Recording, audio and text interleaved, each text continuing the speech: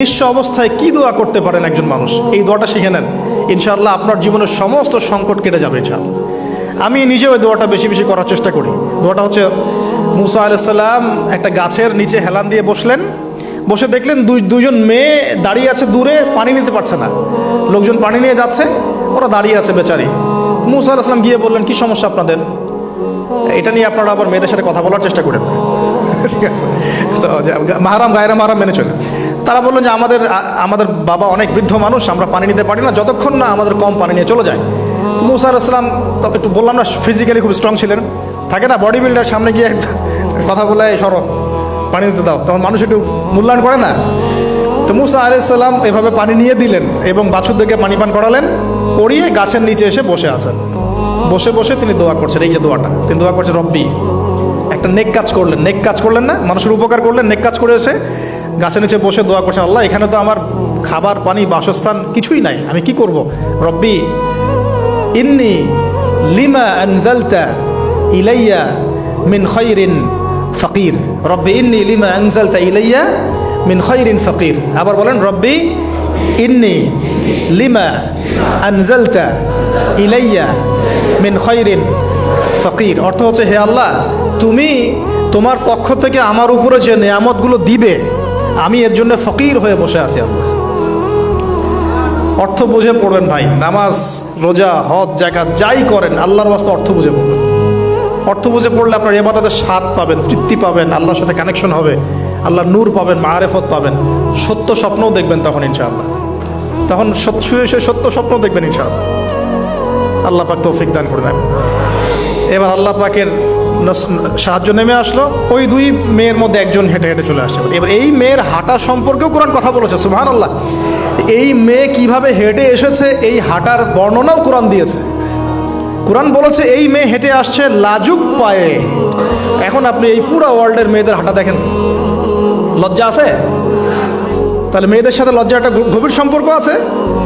এই মেয়ের প্রশংসা আল্লাহ পাক কোরআনে করলেন, লাজুক পায়ে লাজুক ভঙ্গিতে অবনত নয়নে সে হেঁটে আসলো। এখন আপনি কেলে যান, গো টু খেল, আপনাদের টুইন টাওয়ারে যান, দেখেন সবার হাঁটার চলা দেখেন। হায়া লজ্জার কোনো বালাই আছে এখানে? আমি গত লেকচারে বলেছিলাম যে আদম আলাইহিস সালাম এবং হাওয়া আলাইহিস সালাম, ইবলিস তাদের সাথে প্রথম যে আচরণ করেছে ওই ফল খাওয়ানোর পরে, সেটা কি? তাদের গা থেকে পোশাক খুলে পড়ে গেছে, মানে নগ্ন করে দিয়েছে আমাদের পিতামাতাকে, মহাবিশ্ব নগ্ন করে দিয়েছে কে? ইবলিস। তো এখন এই পৃথিবীতে আমরা যারা নগ্নতার চর্চা করছি, তার কার এজেন্ট আমরা বুঝতে বাকি আছে? আমার কথা কি বুঝতে পারছেন কি না? এই কানেকশন মেলানোর চেষ্টা করেন, ডটসগুলো মেলানোর চেষ্টা করেন। সামনে যাই প্রিয় ভাই, এই মেয়ে এসে বলছে, আমার বাবা আপনাকে ডাকেন, আমার বাবা আপনাকে ডাকছেন। তিনি গেলেন, বাবা শুআয়ব আলাইহিস সালাম। তখন এক বোন ইনডাইরেক্টলি বাবাকে বোঝাচ্ছে যে বিয়ে শাদী দিলে ভালো হয়। এক বোন বলছে যে আপনি তো তাকে পুরস্কৃত করতে চাচ্ছেন, তাহলে এরকম কবিউন আমিন একজন মানুষকে সবচেয়ে ভালোভাবে পুরস্কৃত করা যায় তার যথাযোগ্য প্রতিদান দেওয়ার মধ্য দিয়ে। তো মেয়ের ইশারা বাবা বুঝেছেন, তিনি নিজের এক মেয়ের সাথে মুসা আলাইহিস সালাম বিয়ে দিলেন, সুবহানাল্লাহ। তবে শর্ত দিলেন, দেন মোহর কি? মোহর তো নাই। মোহর কি এবার? মোহর হচ্ছে 8 বছর তোমাকে আমার ফার্মে কাজ করতে হবে। এটা আগেকার একটা স্টাইল ছিল, সুন্নাহ। এটা এখন নাই যদিও, আগে এরকম ছিল যে দেনমোহর দেওয়ার জন্য এই একটা পদ্ধতি ছিল। যেমন ইয়াকুব আলাইহিস সালামের ক্ষেত্রেও এরকম 7 বছরের কথা আসছে, তিনি 7 বছর তার শ্বশুরের ফার্মে কাজ করেছেন। এটা নতুন ছিল না ওই সময়, এটা কমন ছিল। এখন যেমন আমাদের দেশে কমন 10 লাখ টাকা মোহর হবে, 10,000 টাকা দিব, বাকিটা সব বাকি, তাই না? তো এরকম আর কি কমন কিছু বিষয় থাকে আর কি। আস্তাগফিরুল্লাহ, মাফ করো। বলবে বাসরাতে, বলবে আমাকে মাফ করে দাও। শুরুতেই নিজের গায়রথহীনতার পরিচয় দিল। আবার এদিকে শ্বশুরের কাছে মাশাল্লাহ মোটা আমাকে ডোনেশন নিতে চাচ্ছে, যৌতুক। বিয়ে আমাদের ওখানে মাশাল্লাহ মানে কেনা বেচা, মেয়ে বিক্রি করতেছে আর ছেলে কিনতেছে। এবার 8 বছর পূর্ণ করা হলো, তিনি আরো 2 বছর 10 বছর পূর্ণ করলেন। এই 10 বছরে মুসা আলাইহিস সালাম নববী পরিবেশ পেলেন, অভিভাবক পেলেন, স্ত্রী পেলেন, প্রেমময়ী সন্তান ইত্যাদি সবকিছু। এবার আল্লাহ রাব্বুল আলামিন তাকে মিশরের দিকে যাওয়ার যে সময় তো এখন হয়ে গেছে, 10 বছর হয়ে গেছে, মিশরের দিকে যেতে হবে। যাওয়ার পথে স্ত্রীর প্রসব বেদনা উঠেছে। তখন মুসা আলাইহিস সালাম আগুন খুঁজছেন। আগুন কি খুঁজছেন ভাই?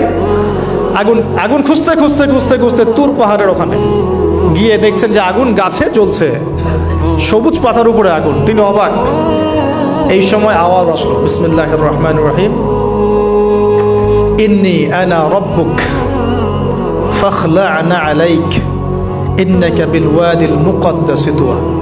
মুসা, ইন্নানি আনা আল্লাহ লা ইলাহা ইল্লা আনা ফা'বুদনি ওয়া আকিমিস সালাতা লিযিকরি। মানে এখানে অনেকগুলো কথা আছে, সূরা তাহার মধ্যে আছে। আওয়াজ চতুর্দিক থেকে ভেসে আসলো, মহান আল্লাহ রব্বুল আলামিন তার শান অনুযায়ী, তার ইজ্জত অনুযায়ী তিনি যেভাবে কথা বলেন সেভাবে মুসা আলাইহিস সালামের সাথে কথা বললেন। আল্লাহু আকবার। বললেন, ইয়া মুসা, হে মুসা, ইন্নানি আনা আল্লাহ, নিশ্চয় আমি আল্লাহ, লা ইলাহা ইল্লা আনা, আমি ছাড়া কোনো ইলাহ নাই, ফা'বুদনি, তুমি আমার ইবাদত করো, ওয়া আকিমিস সালাতা লিযিকরি, আমার ইবাদতের জন্য সালাত কায়েম করো, আমার জিকিরের জন্য সালাত কায়েম করো, আমার স্মরণের জন্য সালাত কায়েম করো। ফাখলা'না আলাইক, তোমার জুতা খুলে ফেলো, ইন্নাকা বিল ওয়াদিল মুকদ্দাস তুয়া, তুমি তুয়া উপত্যকায় আছো, পবিত্র তুয়া উপত্যকায় আছো। আদব শেখানো হলো, এভাবে অনেক কথোপকথন হলো। নবী মুসা আলাইহিস সালাম ভয় পেয়ে গেলেন এবং আল্লাহ পাক আরো কথা বললেন, ওয়ামা তিলকা বিয়ামিনিকা ইয়া মুসা, তোমার ডান হাতে এটা কি? মুসা আলাইহিস সালাম বলছেন, ক্বালা হিয়া আসায়া আতাওয়াক্কাউ আলাইহা ওয়া আহুশু বিহা আলা গনামি ওয়া লিয়া ফিহা মাআরিব উখরা, এটা তো আমার লাঠি, এটা দিয়ে আমি ডালপালা পারি, আমার ওই যে গবাদি পশু চড়াই। আল্লাহ পাক বলছেন যে ছুঁড়ে মারো, আলকিহা ইয়া মুসা, এটা ছুঁড়ে মারো। ফালকাহা, তিনি ছুঁড়ে মারলেন, ফাইদা হিয়া হাইয়াতুন তাসা, এবং এটা ছোটাছুটি শুরু করলো, বড় একটা সাপ হয়ে গেল। সুবহানাল্লাহ। এগুলো কোনো গাল গল্প নয়, এগুলো আল্লাহ রাব্বুল আলামিনের মুআজিজা, মুআজিজাতুল কুবরা, এটা বড় মুআজিজা।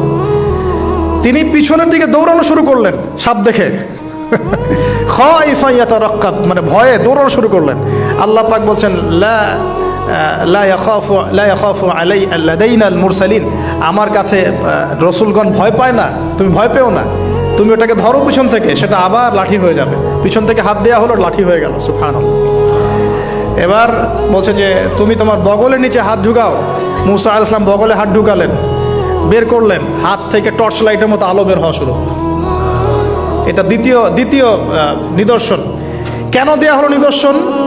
এবার আল্লাহ পাক তার দায়িত্ব তাকে বলছেন, তোমাকে নিদর্শনগুলো কেন দিলাম, তোমাকে মনোনীত কেন করলাম, কেন তোমাকে মনোনীত করলাম মুসা, তোমার কাজটা কি? তোমার কাজ এখন এটা, ইযহাব ইলা ফিরআউনা ইন্নাহু তাগা, তুমি ফিরআউনের কাছে যাও।